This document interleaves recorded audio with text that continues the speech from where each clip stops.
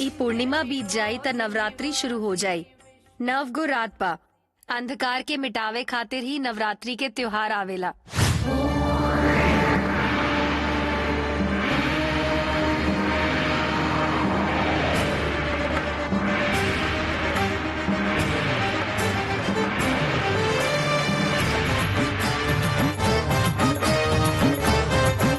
ये बहुत छोट गांव बा, सब कुछ के बारे में आधा दिन में पता लग सकेला। वो कैसे? का सबके घर में झांक झांक के देखल जाई? अगर तो हर मंडल में ही ना दिखा सकेला तो ओकर का मतलब? इतना अंधेरा में सुई ढूंढे जैसन हो जाई। आंख बंद करके आगे बानी गांव में। मारकंडे के खोजला पर कुछ न कुछ सुराग जरूर मिले। ओकरा के खोजे के होखी। पुलिस वाला के खोजल ज्यादा कठिन ना हुई है गाँव में। ओकरा ऊपर भरोसा ना कर सकेला। हम लोग यहाँ आयल बानी तो हम ही पता लगा सकत बानी। फिर जाके ओकरा से भीख मांगे के पड़ी। ओकरा संदेह हो जाए। ओकरा विश्वास पर हमने दोनों यहाँ आयल बानी ई सोच के वो झूठ बोली।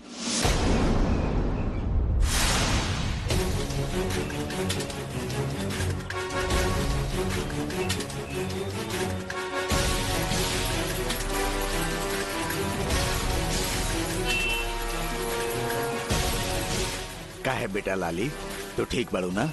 अरे विरूपाक्ष शास्त्री जी, रहुआ ईजा कैसे? ओहे बेटी, श्री चक्र मंदिर से गुम हो गइल बा। ओकरे खोजे खातिर हम हर गांव के मंदिर में जाके पूजा कर रहल बानी।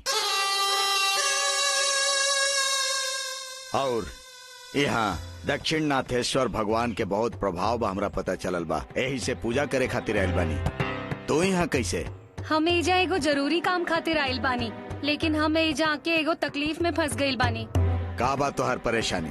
हमरा बतावा, हम दूर करे के कोशिश करब। अपना गांव के मूर्ति के जैसन एगो हमरा पास भी मूर्ति बा। हम उनका के सुंदरी माई कह के पुकारे नी। वो बहुत पुरान जमाना के बाड़ी। यही खातिर गांव वालन के नजर वो मूर्ति पर बा। कुछ दिन ठीक से रही है सोच के ई गांव में आयल रहनी, लेकिन यहाँ भी वो हमरा से दूर हो गयी। अच्छा, तब फिर माता के मूर्ति तोहरा पास नहीं खे? ना शास्त्री जी, जानता नहीं ई गांव में एगो शिव रुद्र बाड़न। वो हमनी के फंसा के मूर्ति अपना पास रख ले बाड़न।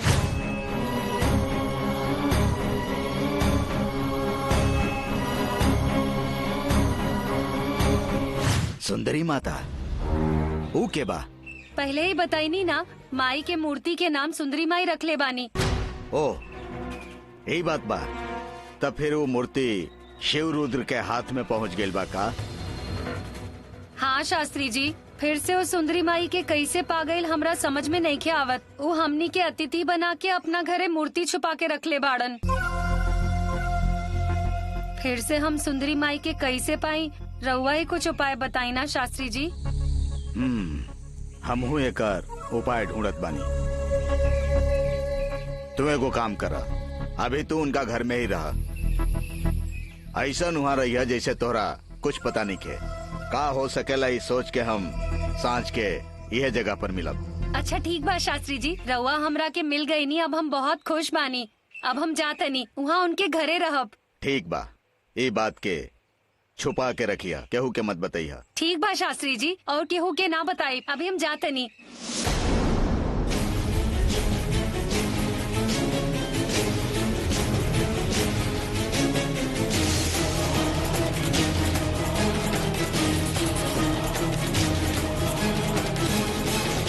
का भइल? ओ मूर्ति अभी कहाँ बा? मूर्ति अभी गांव में ही बा, बाकी वो लाली के पास नहीं खे। केकरा पास बा ई सुराग मिलल बा। श्री चक्र पावे में हमने बार बार असफल हो रहल बानी। श्री चक्र पावे के बाद ओकर जड़ के पता करे के हुई। अगर ओकर जड़ के पता लगावे के बा, हमने के मूर्ति के पता लगावे के होखी। श्री चक्र के छोड़ के हमने मूर्ति खोजे में दिमाग लगा रहल बनी। अभी कहाँ बा मूर्ति? ए गांव के एगो बड़ रईस शिव रुद्र के घर पर बा। वो हमनी के श्री चक्र के जड़ बा। बाकी दूसर लोग खातिर वो पुरातन वस्तु बा, एगो खास वस्तु बा। वो लोग के दौलत मिले ई आशा बा, लेकिन हमनी के श्री चक्र मिली ई आशा बा। अब कैसा हूँ करके वो शिव रुद्र के घर से वो मूर्ति ले आवे के ही पड़ी। अगर वे गांव के बड़का रईस बने तो उनकर प्रभाव यह गांव में ज्यादा होखी। हम अपन मंत्र शक्ति से पता लगा रहल बनी तो उनकर जन्म कुंडली के पता नहीं खे चल रहा। पहले उनकर इतिहास का बा समझे के पड़ी। ये बात तब पक्का बा कि हमनी के जवन मूर्ति चाहे वो मूर्ति हुए बा। अब ओकरा कैसा हूँ हासिल करे के होखी। लाली उनकर घर के पता के बारे में कुछ बतैला सिया का? ना, डर के मारे वो कुछ ना बतौलस, हम हो ना पूछनी। वो गांव के बड़ आदमी हमने से कोनो आदमी से पूछला के बाद पहले उनकर घर के रूपरेखा देखल जाए, फिर केहू से उनकर गुण और अवगुण के पता लगावल जाए, ओकरा बाद आगे बढ़ल जाए विरूपाक्ष। अगर ओजे से शुरू कल जाई तो मूर्ति के बारे में पता कईल आसान होई। केहू के शक ना होके ऐसे पता करे के होखी, ना तो परेशानी हो जाई। चल चल जाओ।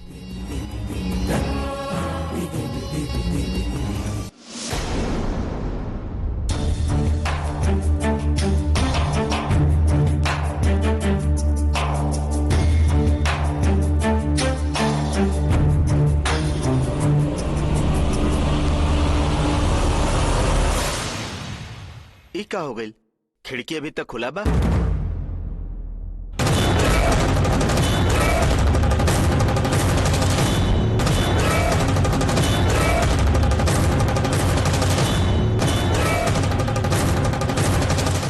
कहाँ गईलू मूर्ति?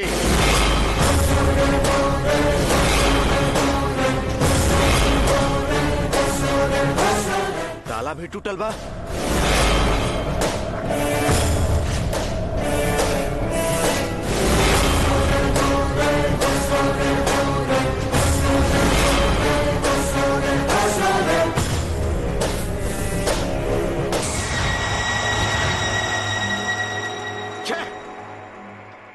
आखिर के लेके चल गई मूर्ति?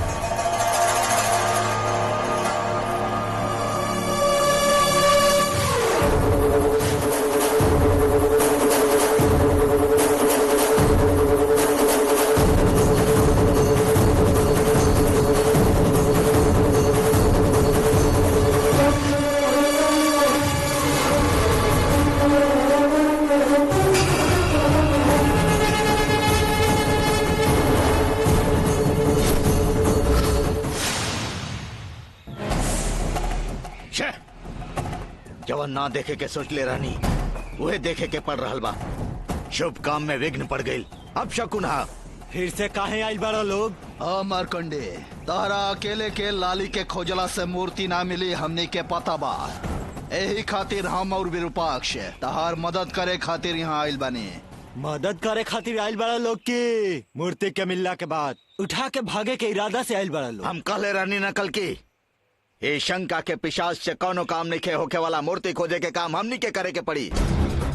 ये गांव में भी कोनो लड़की खोजे खातिर आयल होगी। एकरा अलावा हमनी के जौन चाही वो मूर्ति खोजे में एकर ध्यान नहीं खे। इतना नीच मत समझा हमरा के।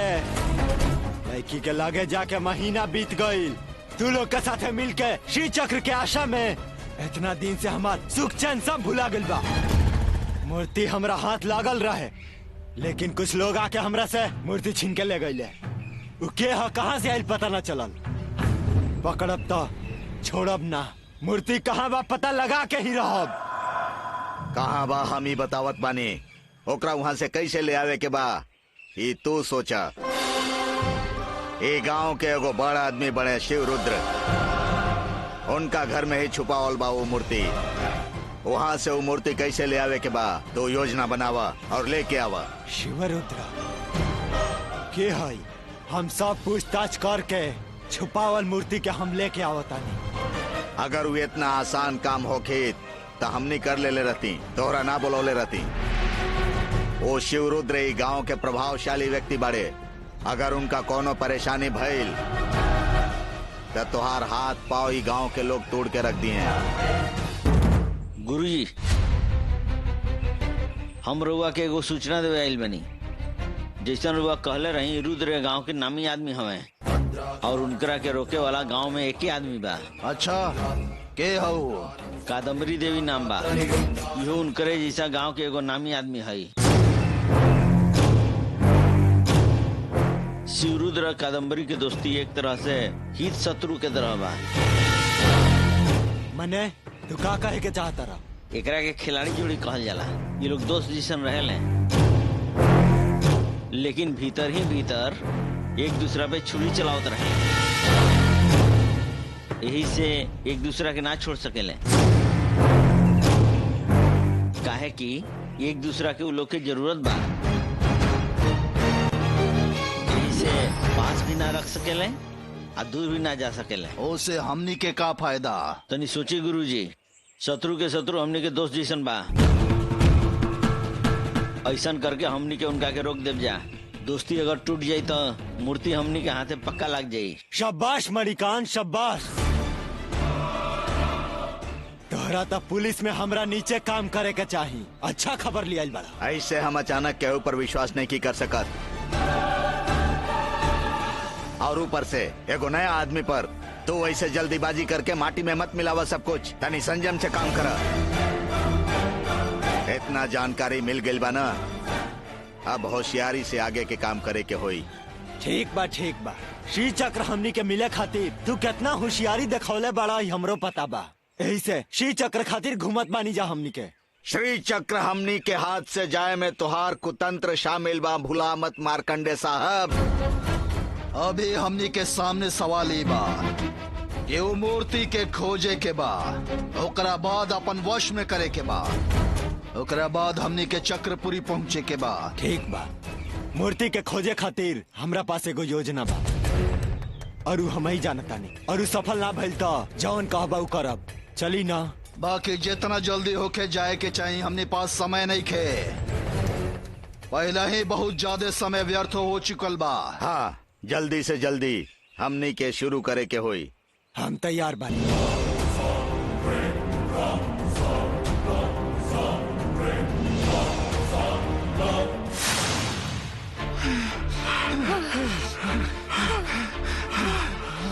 रुका, अरे अंतपुर के सरहद खत्म हो गई। अब वो लोग हमनी के पीछा ना कर सकेले।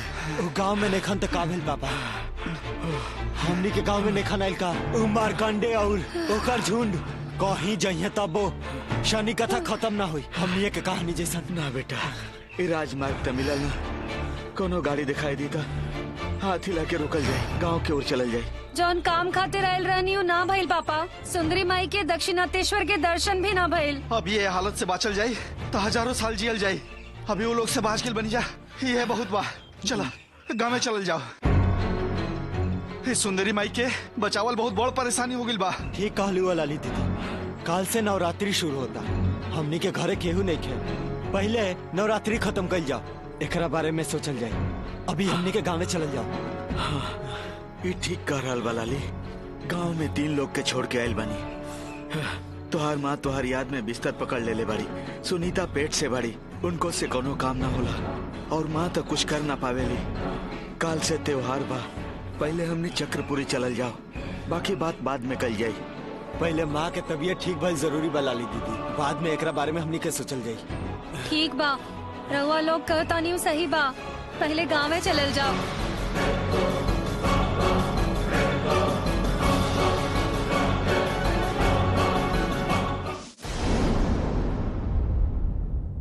अब नवरात्रि शुरू हो गईल बा।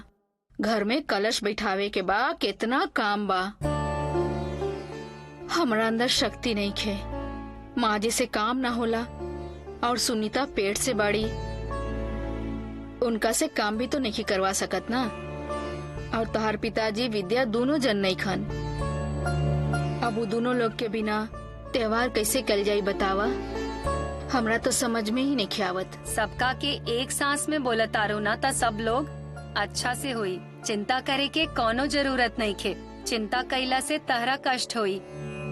कहाँ नहीं खे मालूम, और हमार त हाथ गोड़ चलते नहीं खे। लेकिन हमो एगो बात कहतानी, तहरा ओकरा के माने के पड़ी। ई का कहा तरु तू? हमनी पहले से डराइल बनी जा। तू फिर बात मनवा के ई ऊ कह के घर से जाए के कोशिश मत करी है। और अगर जाए के बात तो हमके भी अपना साथे लेके चली है। तू जहाँ रहबो हमहू ओइजे रह। हम घर छोड़ के कहीं ना जाई, लेकिन जब पापा और विद्या आई हैं तब उनकरा सामने ई मत कहिहा कि हमरा के आयल 2 दिन भइल ह। यह तहरा से विनती बा। अब तोहर ई कवन नया बात है? ऐसन काहे कहा तरु तू? तू तो कहले रहो कि ऊ लोग देरी से बैठी और तू लोग के बोल के आयल बड़ू एजा। बता के आयल बानी, लेकिन यहाँ आए ई ऊ लोग से बता के ना आयल रहनी। तहरा हमरा से इतना लगाव बा कि बिस्तर पकड़ ले ले बाड़ू। ई बात उनके ना पता रहे, लेकिन हमरा पता चल गई। यही से ऊ लोगन के दूसरा जगह जातनी ई कह के आयल बानी। तहरा बारे में कह देती तो ऊ लोग परेशान हो जाइतन ना, हाँ ना? यही खातिर हमरा के झूठ बोले खातिर कहता रू। गलत बात ना झूठ बोलल। हम तो कहनी है कि हमरा के आके 2 दिन हो गईल ह। तू बस ऊ लोग से ई मत कही है, लेकिन अभी यहाँ आई नी है ई मत कहा, ई ना कहनी है। देखा तू ई सब कह के ना हमार दिमाग मत खराब कर। हम तरह से कुछ ना कहब, तोहर आवे के विषय में हम बात भी ना करब। बस ही बतावा, तू अब हमके छोड़ के कहीं ना जेबू ना, बस इतने बतावा। ना, अब आगे से ना तहरा के छोड़कर कहीं ना जाइब, ठीक बा ना?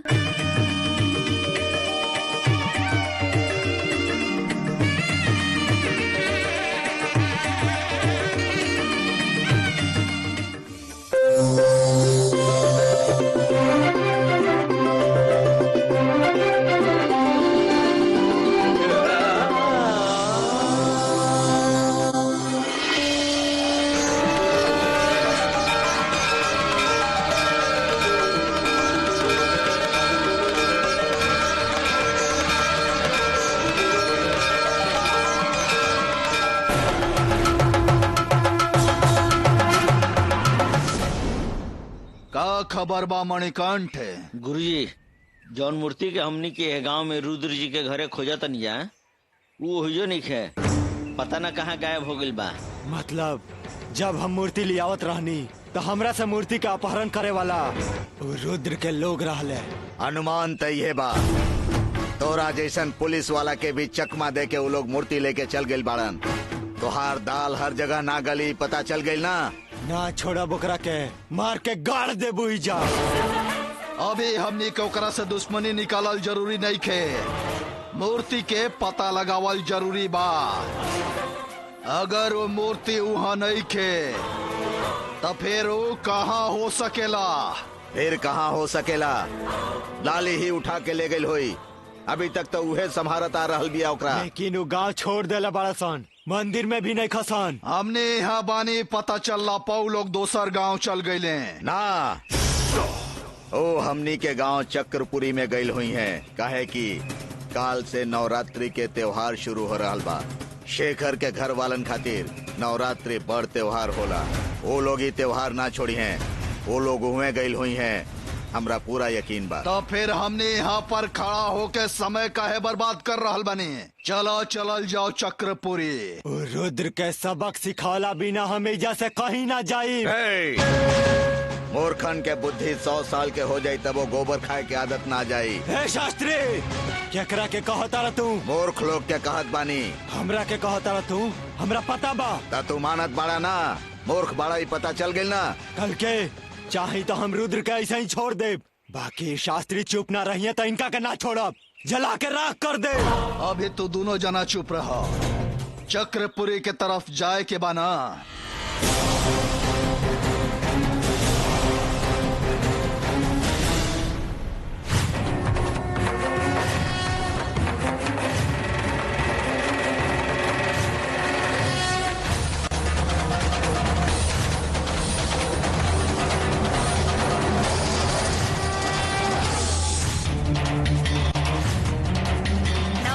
हुक्बे करेला दुष्ट लोग के बुराई समाप्त करे खातिर। तू सब दुष्ट लोग मिलके हमार नवरात्रि के रुकवाईबा का? तू लोगन से हो पाई का?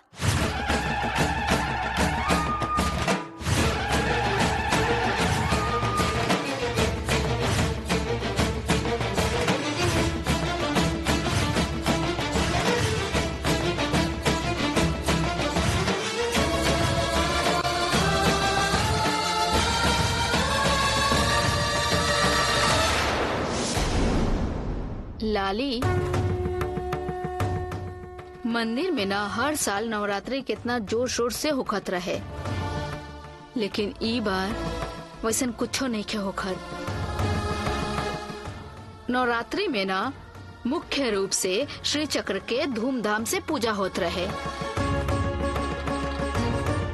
लेकिन ई बार ना श्री चक्र के लापता होखला के वजह से पूजा कैसे हुई ई बहुत बड़ा समस्या हो गई बा मंदिर में। ओकर समाधान खोजे के सोचनी है तो शास्त्री जी नैखन गांव में।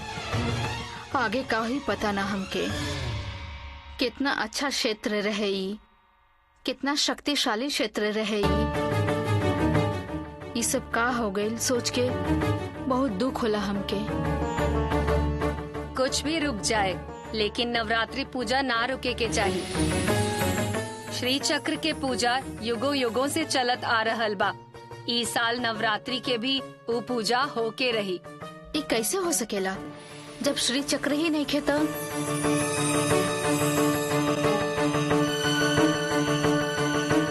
अरे पहले श्री चक्र दिखाई ना देत रहे तब वो माई के चरण के नीचे रहत रहे और ओकर पूजा होत रहे। और ई देखा 21 साल बाद भी श्री चक्र ऊपर आके दर्शन देहला के बाद भी गायब हो गई। ओकर बिना पूजा कैले कैसे होई? पूजा नवरात्रि में बाना तब तक वो आ जाई। ये बच्चा जैसन बात करत रू तू। नवरात्रि तो काले है ना। चिंता मत करा, काल नवरात्रि के श्री चक्र अपना जगह पर वापस आ जाई। क्या बात करत तरु लाली? जैसे माई तरह से कहले बड़ी वैसे कहा तरु।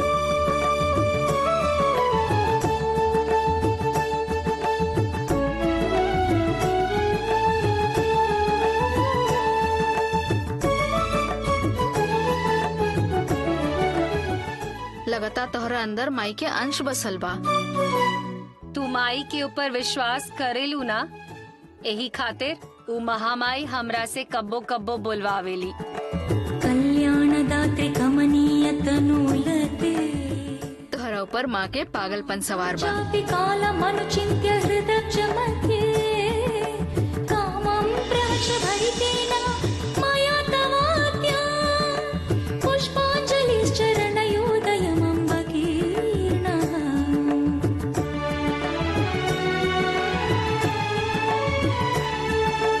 एतन्मदीय सुकृतं परमं पुराणं यत्त्वामहं प्रतिदिनं मनसा भजामि। साक्षात्कृतेन तव रूपनेन चाद्य पुष्पाञ्जलिम्।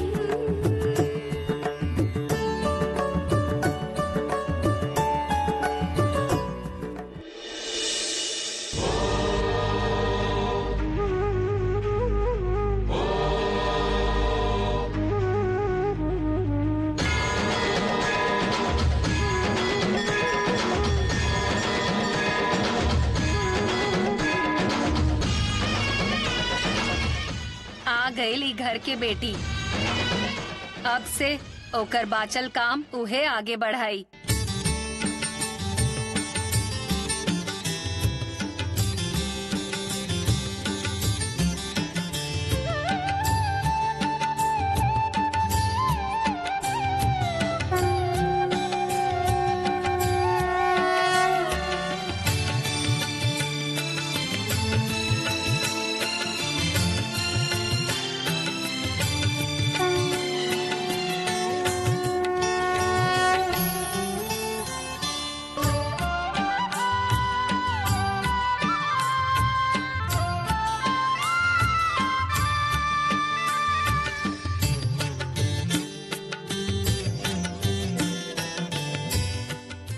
सब लोग आवत रका। लाली रास्ता में मिलल हिय का? रास्ता में? कैसन रास्ता? अरे राउर गठरी कहाँ बा? ऊ एगो बड़ कहानी बा। रहे दा, हमने अरिहंतपुर जात रहनी तो तू कितना कमजोर हो गई रहलू। अभी पूरा ठीक ठाक हो गईलू। कैसे? लाली घरे आ गेल ना तो हम ठीक हो गए।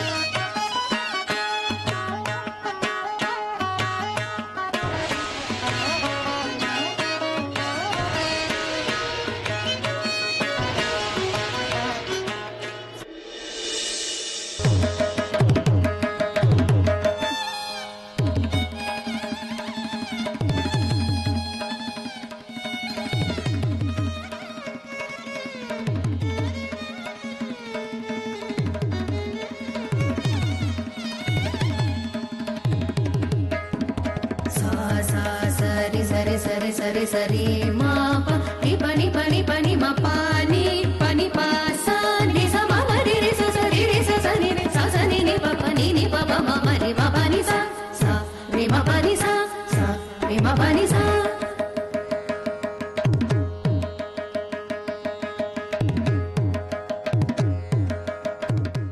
लाली दीदी तो हमनी के साथे रहली, अभियो हमनी के साथे बाड़ी।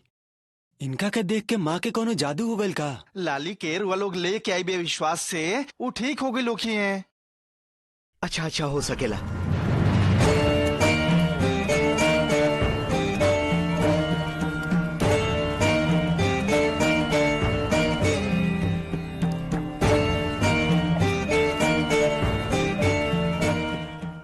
ए बंगारी, सुंदरी माई के तक कैसे हूँ सुरक्षित लेके आयल बानी, लेकिन नवरात्रि तक कैसे भी सुरक्षित रूप से रखे के हुई। चलो कहाँ रखल जाओ सोचा तनी।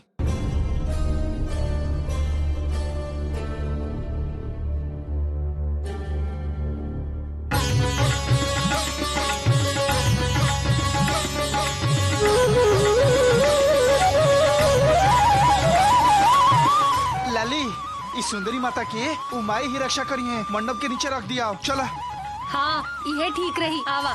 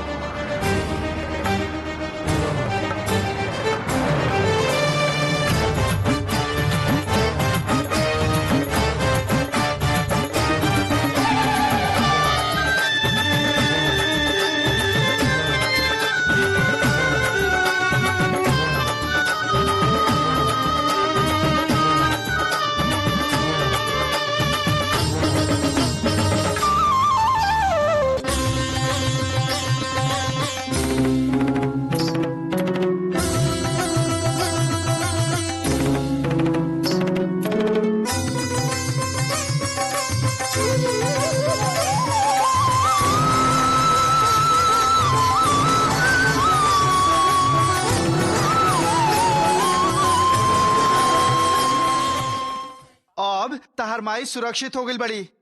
हाँ कोनो परेशानी ना हुई। हम घरे जाते नहीं, हमार माई का जाने का हाल में होके हैं।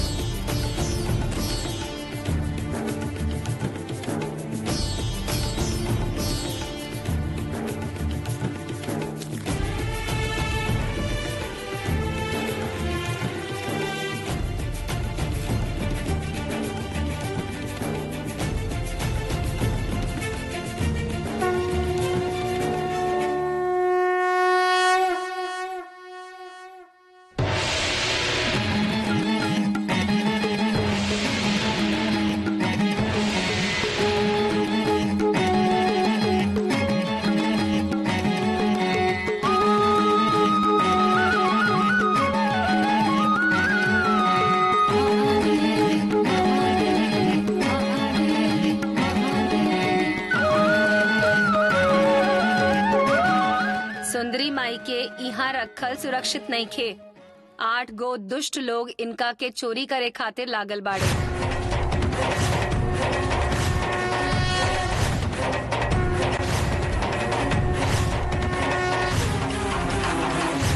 इनकरा जहाँ रहे के चाही उहाँ पहुँचावतनी।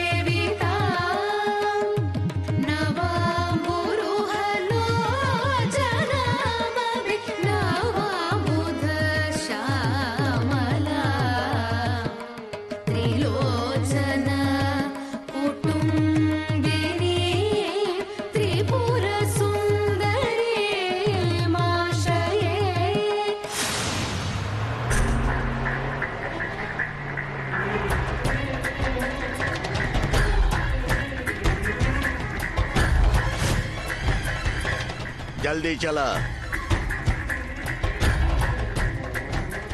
हमनी के पहुंचे से पहले मूर्ति हमनी के ना मिले ऐसे कहीं छुपा दे लाली।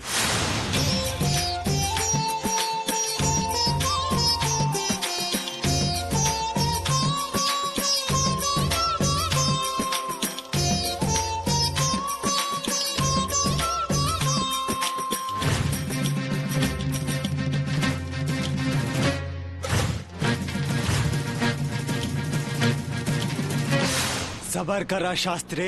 अगर हमरा पता रही त हम बस पकड़ के चक्रपुरी पहुंच जाती। अभी तो वह काम करा। हमर कल के निकल रहल बानी चक्रपुरी खातिर। अब ना हो सकेला। हमने रास्ता के बीच में बानी। यहाँ और कोनो गाड़ी ना चलेला। हमने जने से ही बसू है रास्ता बा। तब फिर तू दोसर कौन रास्ता लेके जा रहल बड़ा मारकंडे? ये रास्ता से जल्दी गांव पहुंचल जाई।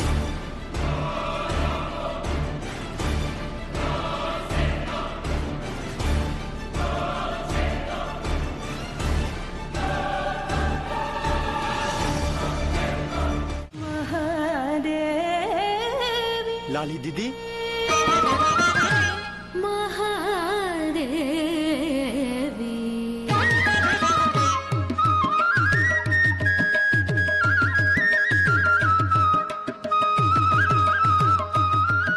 सुंदरी माता के लेके कहाँ जाता रू? अब ये तो अंदर रहलू हा। अभी यहाँ कैसे आ गईलू? पैर में तारा चक्का लागल बका? चक्का नहीं खे लागल। श्री चक्र खातिर हम जातनी।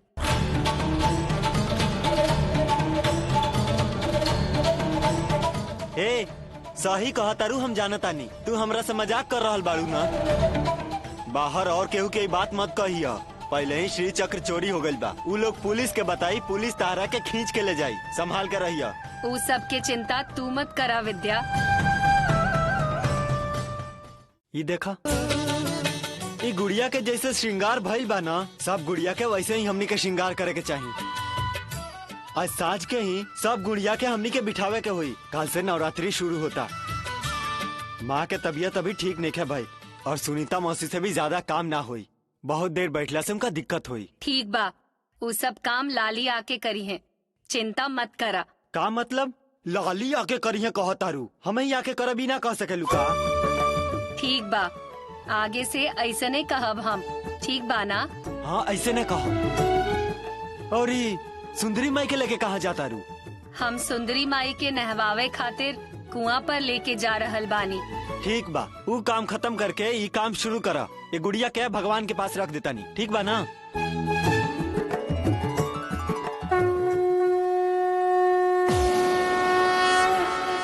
सुंदरी माई के मूर्ति के दुष्ट लोगन से बचा के सुरक्षित स्थान पर रखे खातिर हमरा रास्ते में 100 गो विघ्न बा। कदम कदम पर अड़चन बा।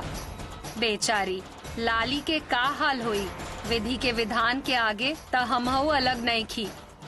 उ दुष्ट लोग के आवे से पहले एकरा के सुरक्षित स्थान पर ले जाके रखे के हुई।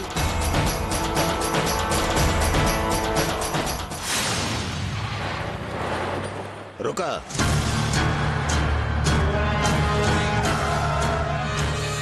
का भैल शास्त्री, पैदले जइबा का? ना, लघु शंका करके आवत बानी।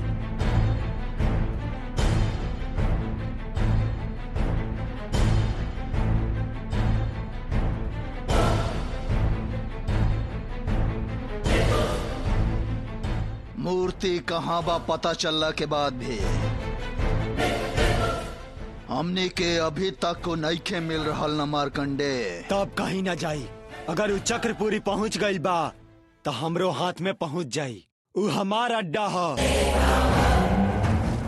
इतना दिन वहाँ रह के वहाँ के रास्ता रास्ता गली गली जानत आनी। छोड़ब ना कहीं से ओकरा के खोज ले। नवरात्रि खत्म होके तक उ श्री चक्र अपन स्थान पर वापस ना पहुंची।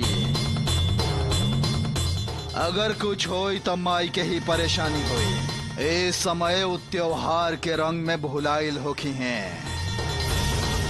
ए तरफ उनकर ध्यान ना होखी। हमने के श्री चक्र खोजे खातिर अच्छा मौका बा। ये काम खत्म हो जाई तो धरती पर हमनी के बड़ होखल जाई। है ना कल के?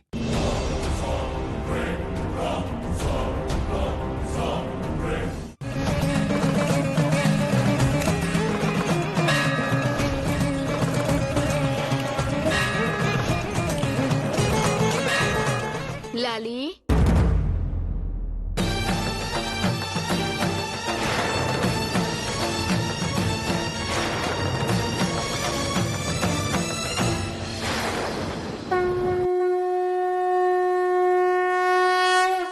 कहीं बाहर जाता रुका?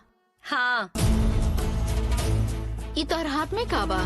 सुंदरी माई के ना नहवावे खातिर कुआं के पास लेके जा रहल बानी। ई बात बा, ठीक बा। आइला के बाद वीरा के बगीचा में जाके आम के पत्ता, केला के पत्ता त्योहार खातिर चाहिए लेके आई है तू घरे। ठीक बा ना? ठीक बा।